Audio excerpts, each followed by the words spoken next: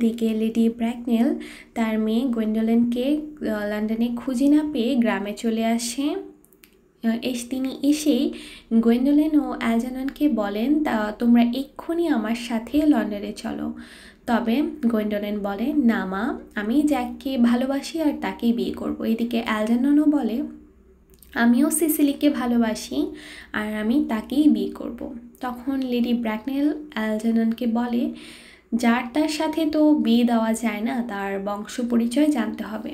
তখন lady ব্র্যাকনেলকে Jack বলে, aunty, আপনি কাকে কি বলছেন? আপনি কি জানেন সিসিলি কতটা ধনী?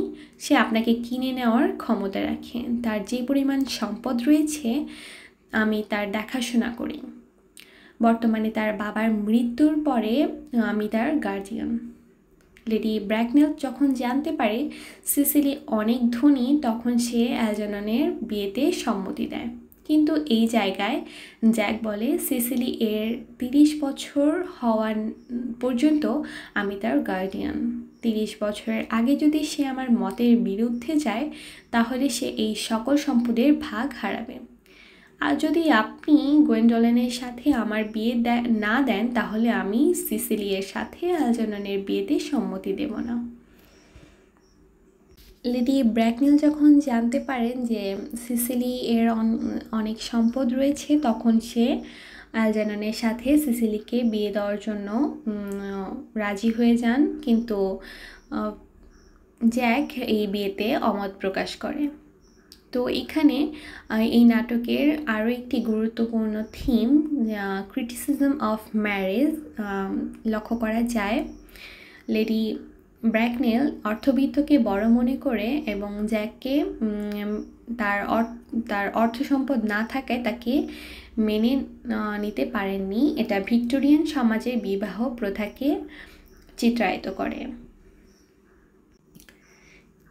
পরবর্তীতে জ্যাকের প্রকৃত পরিচয় প্রকাশ হয়।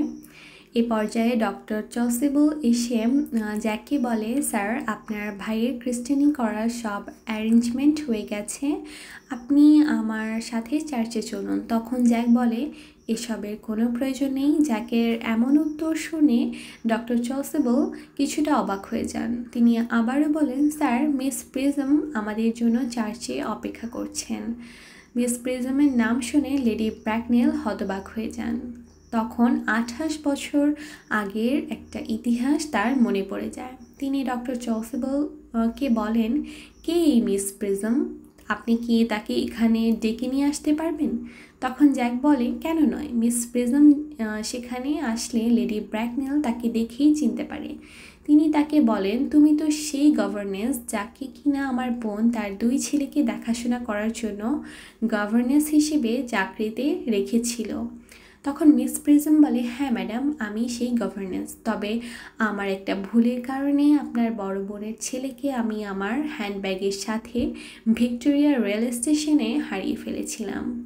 এই হ্যান্ডব্যাগের কথা শুনে জ্যাক সরাসরি লাইব্রেরিতে চলে যায় আর লাইব্রেরি থেকে হ্যান্ডব্যাগটা নিয়ে এসে মিস প্রিজমকে দেখায়। তখন মিস প্রিজম বলে, হ্যাঁ, এটাই সেই হ্যান্ডব্যাগ। তখন লেডি ব্র্যাকনেল বলেন, জ্যাক তাহলে আমার বড় বোনের ছেলে আর অ্যালজারনন হচ্ছে তার আপন ছোট ভাই।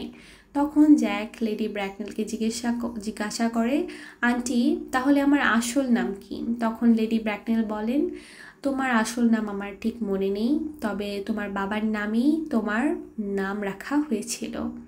তোমার বাবার নামটাও আমার সঠিক মনে নেই, তবে তিনি একজন আর্মি জেনারেল ছিলেন। তার সম্পূর্ণ নামটা দেখতে হলে তোমাকে আর্মিদের লিস্ট দেখতে হবে। তো এবার সবাই মিলে আর্মিদের লিস্ট দেখতে থাকি আর সেখান থেকেই জানা যায় যে জ্যাক ও অ্যালজারননের বাবার নাম ছিল আর্নেস্ট মনক্রিফ বা আর্নেস্ট জন মনক্রিফ, অর্থাৎ জ্যাকের প্রকৃত নাম হচ্ছে আর্নেস্ট। এটা শুনে গ্বেন্ডোলেন অনেক খুশি হয়, কারণ তার ইচ্ছা পূরণ হয়েছে। আর্নেস্ট নামের কাউকেই সে বিয়ে করতে যাচ্ছে।